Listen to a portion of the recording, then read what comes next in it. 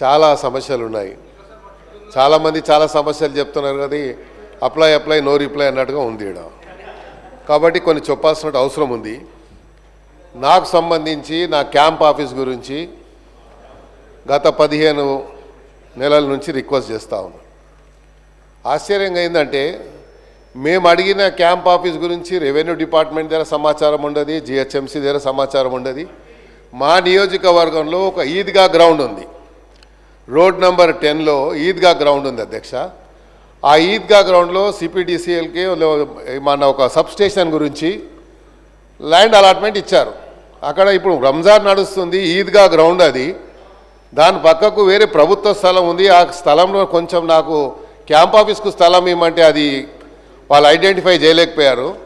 సబ్స్టేషన్కు నేను local MLA ఉంటే నా నాలెడ్జ్ లేకుండా నేను ప్రివిలేజ్ నోటీస్ ఇస్తే కూడా యాక్షన్ తీసుకుంటారో లేదో అని చెప్పి మీది చెప్తా ఉన్నాను. ఎందుకంటే ప్రివిలేజ్ మోషన్ ఇచ్చేటువంటి నాకు నా హక్కు ఉంది కాబట్టి, నా ఫండమెంటల్ రైట్ కాబట్టి నేను చెప్పొచ్చు. కానీ నా ప్రమేయం లేకుండా, నా యొక్క ప్రెజెన్స్ లేకుండా అక్కడ ఫౌండేషన్ వేశారు. నేను పోయి నా రెగ్యులర్ స్టైల్లో పలగొట్టాను పోయి. ఎందుకంటే ఇక నాకు వేరే ఆప్షన్ లేదు కదా సార్. ఆప్షన్ ఉన్నప్పుడు అంటే వేరే తీరు చెప్పొచ్చు. సో మరి మంత్రి గారు ఉన్నారు కాబట్టి, భట్టి గారు ఉన్నారు కన్సర్న్ మినిస్టర్ కాబట్టి వారి నోటీస్ తీసుకొస్తున్నా అధ్యక్ష. ఇక తర్వాత చెప్తా ఉండు రాజుబాయి నువ్వు పట్టింది సార్. రెండోది అదే చెప్తున్నా, నోట్ అంటారు తర్వాత నోట్ అంటారు రిప్లై వస్తుంది. అబ్బాయి నువ్వు చూడలేదా సార్? ఇంకోటి, నేను రీసెంట్లీ ఒక గవర్నమెంట్ స్కూల్కి వెళ్ళాను అధ్యక్ష.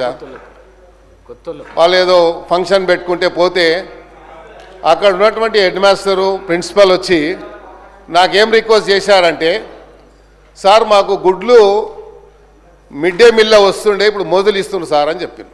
చిన్న పిల్లలు వచ్చి నేను రోజు ఎన్ని గుడ్లు అయితే 20 చెప్పు నేనే పంపిస్తా అని చెప్పాను. మరి ఆ పిల్లలకు మనం ఇవ్వాలి కదా అధ్యక్ష గుడ్లు, అది ఒకసారి ఆలోచించండి. రెండోది, ఆ స్కూల్స్లలో ఆరు ప్లాంట్స్ పెట్టమని చెప్పి నేను నా బడ్జెట్ కూడా ఇచ్చాను.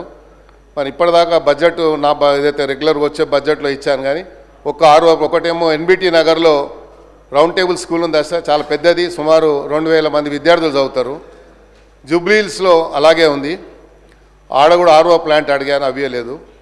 ఇంకోటి, ఇది చాలా ప్రధానమైనటువంటి సమస్య కాబట్టి ఇమీడియట్గా యాక్షన్ తీసుకోవాలి. నోట్ అనేది అది రెగ్యులర్ ప్రాక్టీస్ అధ్యక్ష. నోట్ అంటే మాకు తెలుసు, నేను కూడా మంత్రిగా పనిచేశాను. నోట్ చేసుకుంటామంటాం, బయటికి పోయిన తర్వాత అది డస్ట్బిన్లో వేస్తాం ఆ పేపర్ తీసుకుపోయి. ఇది రెగ్యులర్ ప్రాక్టీస్ కాబట్టి నేను చేశాను కాబట్టి చెప్తున్నా అధ్యక్ష. నేను వాళ్ళని ఎవరిని బ్లేమ్ చేస్తలేను. ఇప్పుడు నాకు ఎవరు చెప్పాల్సిన అవసరం లేదు, నాకు తెలుసు ఏం మాట్లాడాలో. అందరికంటే సీనియర్ ఎమ్మెల్యే నేను సార్. ఇంకోటి, ఈడబ్ల్యూఎస్ కాలనీ, నేను మినిస్టర్ ఉన్నప్పుడు ఫౌండేషన్ వేసి కాలనీ కట్టించాను. ఆ ఈడబ్ల్యూఎస్ కాలనీలో ఒక వ్యక్తి వెంకటరెడ్డి అని 5-6 ఇండ్లు వాళ్ళకు కొంచెం డబ్బులు అప్పు కింద ఇచ్చి అన్ని ఇండ్లు లాక్కొని 6 ఫ్లోర్లు వేశారు. నేను complaint, zonal commissioner complaint with pictures, court ఆర్డర్తో సహా పంపించాను. ఈరోజు వచ్చే ముందు ఎంఆర్ఓ గారికి, తహసీల్దార్ గారికి, అదేవిధంగా డీసీ గారికి పంపించాను. యాక్షన్ తీసుకుంటలేరు. ఈడబ్ల్యూఎస్ కాలనీ అది, పర్మిషన్ ఎలా వచ్చింది? ఇక్కడ కిట్టుకు ఏంటంటే మా దగ్గర ఉన్న టౌన్ ప్లానింగ్ ఏసీపీ చిన్న పేపర్స్ పెట్టుకున్నారు. మొన్న ముఖ్యమంత్రి గారు చెప్పారు వారి కన్సర్న్తో. అలాంటి వాళ్ళు ఏం చేస్తారు, వాడే సొంతగా స్క్రీన్ ప్రింటర్ దగ్గరకు పోయి పేపర్ తీసి ఇక్కడ ఇల్లీగల్గా కన్స్ట్రక్షన్ ఫోటో తీసి అది సీసీపీకి ఒకటి ఏసీపీకి ఒకటి పంపిస్తాడు. దీని మీద యాక్షన్ తీసుకుంటారు. మళ్ళీ వాడు కాంప్రమైజ్ అయిపోయి బిల్డింగ్ కట్టేస్తాడు. ఇది నడుస్తుంది కాబట్టి దయచేసి మీ సీరియస్ మ్యాటర్స్ ఇవి కాబట్టి ప్రభుత్వం తీసుకురావాలని బాధ్యత ఉంది కాబట్టి చెప్తా ఉన్నాను. మీరు అదే నోట్ చేసుకుంటారు, రెగ్యులర్గా చెప్తారు కాబట్టి అది మీ ఇష్టం, నేనేం దాన్ని చెప్పలేను. కాబట్టి ఇలాంటి ఎవరైతే సోషల్ మీడియాని మిస్యూజ్ చేసుకొని ఇలాగా అందరినీ బ్లాక్మెయిల్ చేస్తూ ఉన్నారు, ఇది చాలా హైదరాబాద్ సిటీలో చాలా పెద్ద ఎత్తున నడుస్తుంది. బిల్డర్స్ని చేస్తున్నారు, అట్ ద సేమ్ టైం డిపార్ట్మెంట్లో ఉన్నటువంటి జిహెచ్ఎంసీ అధికారులు అయితే వణికిపోతారు వాళ్ళతో.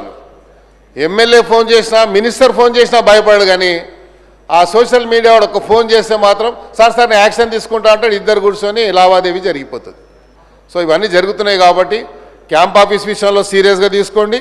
తర్వాత ఈ ఈడబ్ల్యూఎస్ కాలనీ ఏదైతే ఇల్లీగల్గా కట్టాడో అది ఇమ్మీడియట్గా డెమాలిష్ చేయాలి. ఎందుకంటే పబ్లిక్ అంతా వచ్చి నా మీద పడతా ఉన్నారు.